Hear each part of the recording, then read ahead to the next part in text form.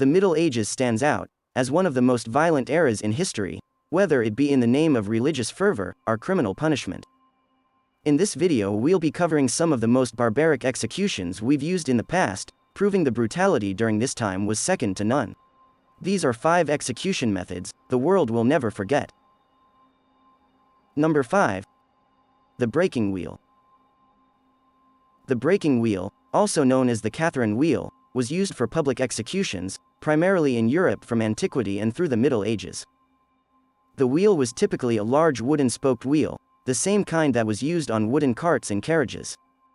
Those convicted as murderers or robbers were to be executed this way, and would be taken to a public stage and tied to the floor.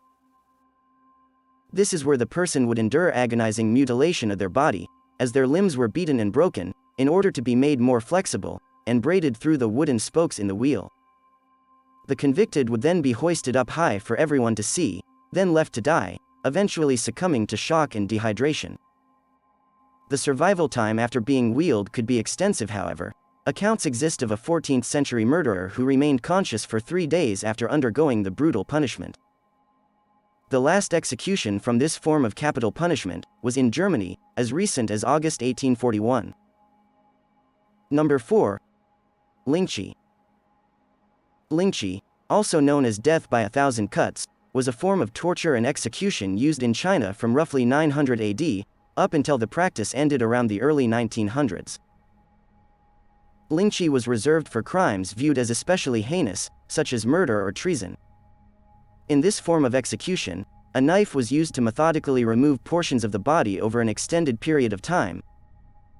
The condemned person would be tied to a sturdy post, usually in a public place, and then have the flesh cut from their body in many slices, taking care to prolong their suffering.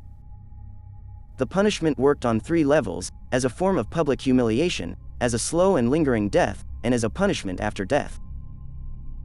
As according to Confucianism, to have one's body cut into pieces meant that the person would not be whole in the spiritual afterlife, doomed to be crippled and disfigured for all eternity. The last recorded execution by Linchi was as recent as 1936 during the Chinese Civil War. Number 3. The head crusher. The head crusher is a torture device that was used in the early modern period, roughly from the 13th to the 18th century, and was quite popular with the Inquisition. The device had a metal plate that sat below the victim's jaw, which was connected by a sturdy frame to an iron head cap, which held the person's head in place. As the torturer slowly twisted a handle connecting the cap to the frame, the gap between the head cap and metal plate decreased, crushing the skull, including the teeth, jaw, and facial bones. The eyes of the person would so often be squeezed from their sockets that some variations had a built-in receptacle on the front of the device, in order to catch the eyes of the victim. Number 2. The Judas Cradle.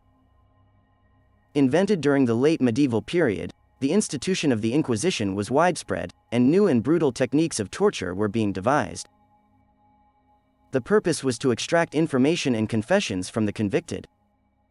The Judas Cradle was a pyramid-shaped wooden fixture that was complemented by a series of pulleys used to raise and lower a person above the device. The victim was placed naked atop the pyramid where they were most vulnerable to the spike.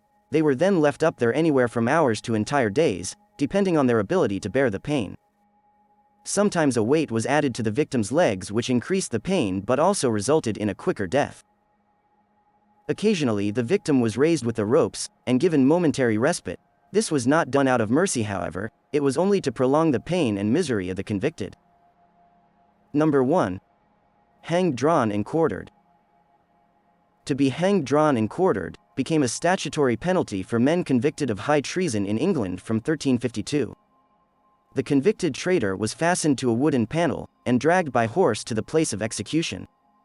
It's there that they were then hanged, almost to the point of death, then emasculated, disemboweled, and beheaded. After this, their body was cut into 4 separate pieces and then sent to be displayed in prominent places across the kingdom, to serve as a warning to any would-be traitors. In 1305, the Scottish knight, Sir William Wallace, one of the main leaders of the First Scottish War of Independence, was punished in this exact way. He was forced to wear a crown of laurel leaves and was dragged to Smith Field, where he was hanged and beheaded. His entrails were then burned, and his corpse quartered, while his head was set on London Bridge and his quarters were scattered throughout the land. That was 5 execution methods the world will never forget. Thanks for watching, and don't forget to subscribe if you want to see more videos like this one.